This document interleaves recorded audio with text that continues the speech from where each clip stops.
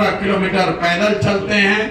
पदयात्रा का जो स्वरूप है, घर नहीं जाते हैं, होटल सर्किट हाउस में नहीं जाते हैं, जो आप टेंट की व्यवस्था देख रहे हैं, ऐसे ही व्यवस्था में हम पिछले 2 बरस से रह रहे हैं।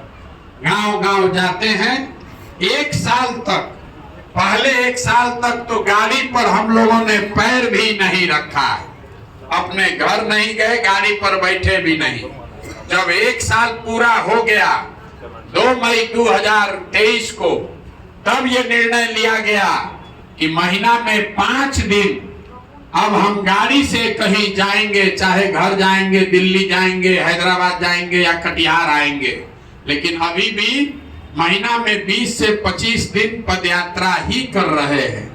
और अभी ये पदयात्रा पश्चिम चंपारण से शुरू हुई, उसके बाद हम लोग पूर्वी चंपारण गए, शिवहर गए, फिर गोपालगंज, फिर सिवान, फिर छपरा, फिर वैशाली, फिर समस्तीपुर, फिर मुजफ्फरपुर, फिर सीतामढ़ी, फिर मधुबनी, फिर दरभंगा, फिर बेगूसराय, फिर खगड़िया, और खगड़िया के बाद अभी हम पिछले 10 दिन से सहरसा में हैं। सहरसा के बाद ये यात्रा सुपौल जाएगी, सुपौल से हम लोग अररिया जाएंगे, अररिया से फिर किशनगंज होते हुए आपके यहाँ पूर्णिया कटिहार करेंगे।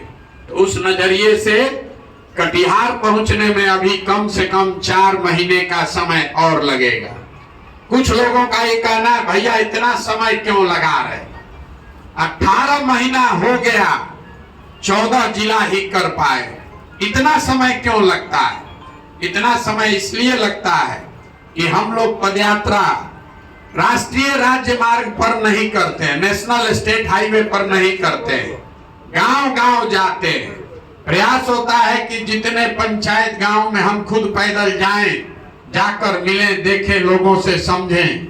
लेकिन सब गांव में तो हम व्यक्तिगत तौर पर नहीं जा सकते हैं, लेकिन हमारे साथ कैंप में जो 200 से ज्यादा साथी रहते हैं पदयात्री, बिहार के बाहर के लड़के भी हैं, जो लोग हमारे साथ में रहते हैं।